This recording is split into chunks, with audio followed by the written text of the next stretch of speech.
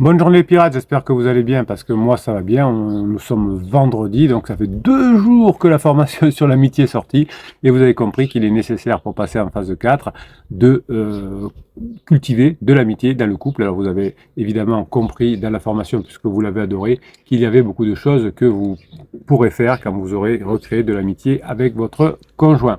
Donc l'amitié dans le couple se caractérise finalement par une nouvelle connexion émotionnelle profonde, une confiance mutuelle que vous allez mettre en place avec votre conjoint qui va renforcer l'engagement réciproque. Pendant toute la phase 2, de la phase de sécurisation, vous n'avez pas développé l'amitié, vous êtes même d'ailleurs séparé de vos amis. Donc vous avez vu pour ceux qui ont déjà fait la vidéo qu'en créant un réseau d'amitié différents autour de vous, vous pourrez renforcer l'amitié avec votre conjoint, puisqu'amitié plus intimité fera phase 4, couple durable. Donc finalement, cette connexion émotionnelle, cette amitié va construire un socle solide dans votre relation. Dans la phase de lune de miel, au tout début, les coachs vous disent, il faut surtout parler en phase, comment ils appellent ça, la phase d'amitié, la friend zone. Voilà, mais ça n'a rien à voir parce que des fois, comme vous êtes ensuite mal conseillé par un psy de quartier, vous me dites, mais Bruno, je ne vais pas tomber en friend zone si je fais de l'amitié. Rien compris. La friend zone, c'est au début de la relation, quand il y en a un des deux. Souvent, d'ailleurs, c'est la femme qui met l'homme en friend zone, c'est-à-dire qu'il est sympa, ou elle est sympa, mais je ne me vois pas vivre ma vie avec lui ou avec elle, voire pas avoir de rapport sexuel, et donc je le mets en friend zone, ça reste un bon ami. Quand vous avez eu une phase d'intimité longue pendant la phase 2, créer de l'amitié va vous permettre de passer en phase 4, puisque c'est ce qui vous manquait pendant la phase 2. Donc n'écoutez pas trop les coachs qui s'adressent à la lune de miel. Effectivement, si je suis à la lune de miel avec un garçon, une fille, je peux essayer de la manipuler avec un silence radio, avec un film moi je suis pour faire durer la lune de miel quelques jours de plus ou quelques semaines de plus, mais évidemment ça mettra fin ensuite à la relation définitivement, puisque le jeune couple, dans le jeune couple, il y en a un des deux qui se sera senti manipulé. Évidemment, c'est la même chose. Si vous êtes ensemble depuis 5, 10, 15, 20 ans et que vous tentez le silence radio, vous allez directement vers la catastrophe. On a récupéré beaucoup de couples qui avaient commencé ici par un silence radio avec un mauvais conseil de coach, et heureusement qu'ils ont rencontré la team des pirates, sinon ça aurait pu aller directement vers le divorce ou la séparation. Donc vous savez qu'il y a encore beaucoup de personnes qui divorcent, se séparent après 5, 10, 15, 20 ans. C'est simplement la plupart du temps que celui qui n'est pas en crise ne sait pas gérer la situation. Et quand vous débriefez des personnes autour de vous qui se sont séparées, eh bien vous voyez que c'est souvent le cas. Celui qui est sorti le premier de la phase de sécurisation a mis le feu au couple, et l'autre n'a pas su gérer et a mis de l'huile sur le feu au lieu de mettre de l'huile dans les rouages. Donc vous allez réfléchir aux qualités que vous appréciez chez votre partenaire en tant qu'ami, et vous allez les partager avec vous, puisque le côté intime, vous le connaissez, mais peut-être que vous dites qu'est-ce qui ferait que mon conjoint va être un bon ami pour moi, mais aussi pour d'autres personnes. Si vous n'arrivez pas à savoir les qualités amicales de votre conjoint, dites comment mon conjoint est un bon ami avec les autres. Donc les bénéfices de l'amitié sont importants. L'amitié dans le couple va favoriser le bien-être, la satisfaction, la stabilité émotionnelle, et elle va permettre également de mieux traverser les épreuves de la vie. Donc vous allez lister les avantages que vous tirez de votre amitié avec votre partenaire, mais aussi quels sont les avantages que vous pouvez tirer avec un ami en général. Ça va vous aider, et vous pourrez dire, tiens, puisque par exemple un ami je peux compter sur lui, eh bien je vais pouvoir faire en sorte que mon conjoint puisse compter sur moi. Donc finalement, vous et votre conjoint, vous avez des personnalités complémentaires. Alors si vous êtes ensemble depuis très longtemps, c'est que vous êtes assez semblables. Vous voyez que la relation entre pansement et criseux finit par exploser, parce que souvent, c'est des personnes qui sont différentes par l'âge. Votre conjoint va chercher un petit chou plus jeune, donc ça va faire exploser la situation, ou le directeur qui se met avec sa stagiaire ou sa secrétaire. Il y a trop de différences culturelles, on va dire, et donc au début c'est très bien parce que ça me donne un coup de boost par rapport à ma femme ou mon mari qui me donne pas de compliments, mais au bout d'un moment, quand le citron a été pressé, eh bien la relation s'arrête. Quand on prend un petit chou depuis de 15 ans de moins, ou parfois d'ailleurs plusieurs petits choux, c'est-à-dire des jeunes personnes de notre boîte, de notre entreprise, avec qui on sort et on devient le sponsor, évidemment. Quand le groupe de jeunes gens a épongé papy ou mamie, comme ils disent, c'est-à-dire la personne qui a la quarantaine et qui fait sa crise et qui va avec des jeunes, une fois qu'ils ont fini de l'éponger, de presser le citron, eh bien, ils le rejettent, entre guillemets, et c'est malheureux pour ces personnes-là, mais c'est valable aussi pour un homme de la quarantaine qui va aller avec une fille de 25 ans, qui va le presser comme un citron, et évidemment, ensuite, ça finira trop mal parce qu'il n'y a pas il y a trop d'écart entre les deux. Donc, la complémentarité des personnalités avec votre conjoint a fait que vous avez passé 5, 10, 15, 20 ans ensemble, et que vous allez vous renforcer par l'amitié. Cette complémentarité plus l'amitié va apporter un équilibre bénéfique à votre relation. Évidemment, vous pouvez vous amuser avec la formation sur l'énéagramme notamment, ou sur les 12 archétypes de Jung, pour voir de quelle façon vous êtes complémentaires et comment vous allez créer une nouvelle amitié avec votre conjoint à partir de l'énéagramme ou à partir des 12 archétypes. Hein. C'est cette façon qui va vous permettre de bien comprendre votre conjoint.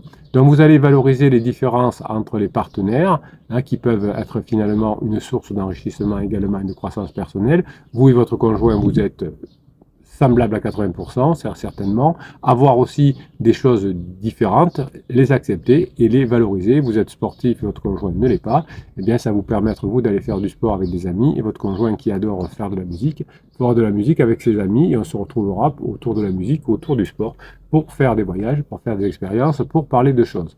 Donc les expériences partagées nouvelles que vous allez mettre en place avec votre conjoint sont le fondement de l'amitié, comme des expériences sont le partage avec des amis.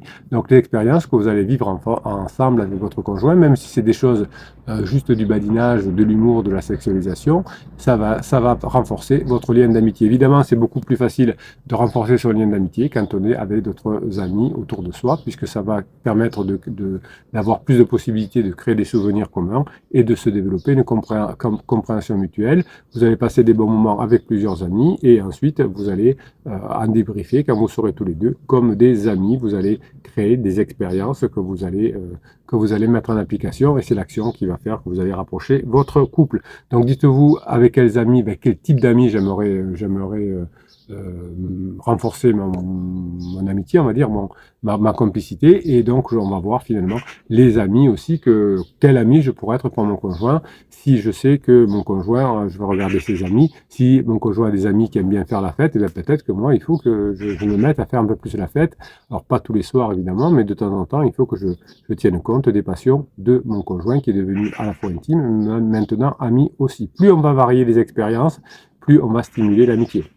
Donc c'est un peu difficile de stimuler l'expérience quand on n'est que tous les deux, mais si on a des groupes d'amis, ça va être plus facile, puisque vous allez pouvoir cultiver votre curiosité, votre ouverture d'esprit, et tout ça va renforcer votre phase 4 du couple, en essayant de nouvelles activités ensemble. Par exemple, un groupe d'amis aime bien le vernissage de tel peintre, et vous ne le connaissez pas, et vous direz la prochaine fois, tiens, quand tu vas à un vernissage, fais-nous le savoir, on viendra avec toi. Un de vos amis adore le basket, tiens, on viendra voir un match de basket avec toi. Vous voyez, tout ça va permettre d'agrandir notre zone de confort en apprenant des choses. Et cette zone de confort, avec mon conjoint ou avec d'autres personnes, va stimuler évidemment l'amitié.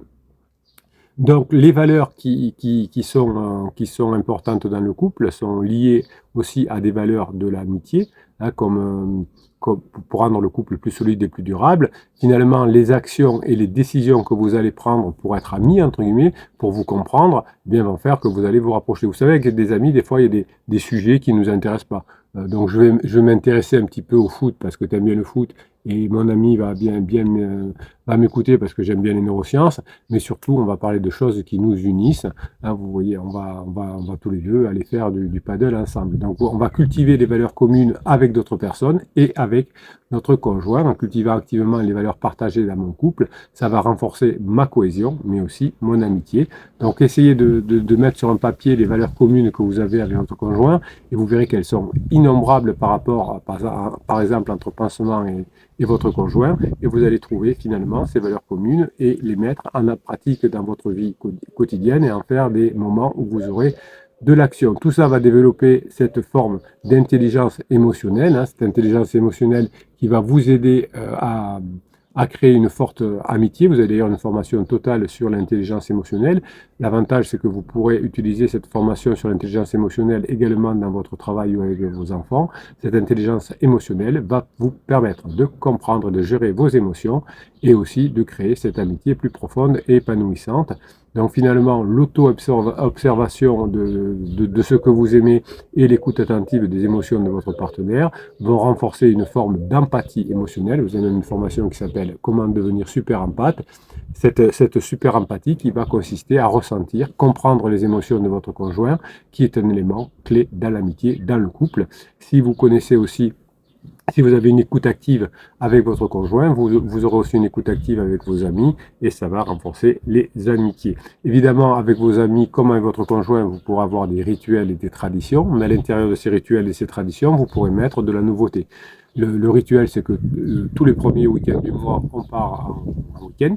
Eh bien, ça peut être avec des amis différents, avec des sujets différents, avec des choses à faire différentes. Tous les ans à Pâques, eh bien, on va voir Tati Janine sur l'île de Ré, ou sur l'île de Léron, ou en Provence. Eh bien, ça, c'est un rituel, mais à l'intérieur, on peut faire des choses nouvelles parce que on va voir des amis qu'on n'a pas vus depuis longtemps, on se retrouve avec d'autres amis qui sont pas loin, on va visiter un château qu'on n'avait jamais vu, etc. Donc, les rituels et les traditions vont renforcer l'amitié dans votre couple en créant un sentiment d'appartenance et en favorisant une connexion émotionnelle. Tous les ans à Pâques, on va voir Tati Janine en Provence, mais cette année, on fera un peu différemment parce que c'est nous je sais pas, qui inviterons Tati Janine au restaurant le jour de Pâques, par exemple. Ou on ira visiter un château nouveau, comme on disait. Donc il est important d'adapter des rituels et des traditions dans votre couple. Évidemment, il faudra que vos traditions évoluent parce qu'on n'aura pas les mêmes besoins quand on a 20 ans ou quand on en a 50.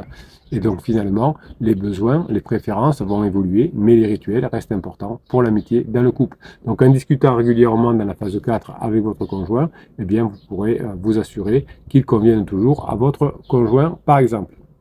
Donc finalement, l'autonomie que vous allez retrouver dans la phase 4 du couple, où vous allez faire chacun des choses tout seul avec d'autres amis, eh bien vous permettra finalement de préserver l'identité de votre couple, mais aussi le faire évoluer, mais en même temps préserver les intérêts personnels des uns et des autres. Si mon conjoint aime faire du sport et que je n'aime pas, autant qu'il aille faire du sport avec des amis pendant que moi je fais autre chose avec d'autres amis. Donc identifiez vos besoins, vos désirs personnels, trouvez des amis qui sont aussi capables de le faire avec vous.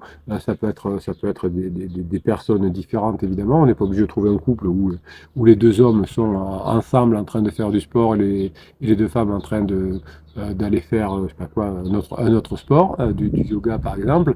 Mais vous allez pouvoir mélanger plusieurs couples. Si on arrive à partir en week-end avec 3 ou 4 couples, ça va être génial parce qu'on aura des choses à se dire et on pourra partager plein de choses en commun.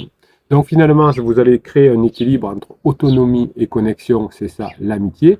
Trouver cet équilibre entre l'autonomie et la connexion de la phase 4 va permettre de créer cette amitié épanouissante. Vous allez discuter avec votre partenaire et vous allez surtout écouter. Vous allez découvrir les besoins respectifs en termes d'autonomie et de connexion et trouver un équilibre qui convienne entre tous les deux. Le soutien mutuel est un fondement de l'amitié. Évidemment, vous soutenez vos amis et à partir d'aujourd'hui, vous allez apprendre à soutenir votre conjoint, même si vous n'êtes pas forcément d'accord. Alors évidemment, si c'est contre vos valeurs, vous allez mettre de la prudence. Mais si votre conjoint se sent harcelé par son patron, eh bien vous allez le soutenir. Voilà. Si votre conjoint pense que le voisin abuse parce qu'il se gare trop près de machin, bon, à moins que ce soit vraiment une valeur en disant il a le droit de le faire, eh bien on va plutôt faire en sorte que votre conjoint se sente compris, se sente encouragé, se sente soutenu dans les moments difficiles. C'est souvent des choses que l'on vous reproche à la fin de la phase de sécurisation, de ne pas avoir assez soutenu, compris et encouragé votre conjoint. Donc vous allez exprimer régulièrement dans la phase 4 votre soutien à votre partenaire et tout ça va vous permettre de renforcer votre amitié. Concrètement, vous allez apprendre à le faire dans la formation de cette semaine que vous retrouvez en descriptif de cette vidéo. Sous cette vidéo, vous avez marqué afficher plus, vous cliquez sur le lien, vous aurez accès au catalogue des 180 formations, aussi sur le canal névralgique des pirates, le canal Telegram et aussi le Facebook des pirates.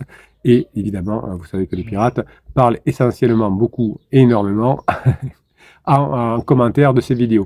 Je vous souhaite la journée que vous méritez. Bonne formation à vous, bonne formation sur l'amitié. Elle est formidable cette formation et en tout cas, elle est d'utilité publique comme m'ont dit plusieurs pirates qui avaient déjà fait cette formation depuis mercredi. Je vous souhaite la journée que vous méritez.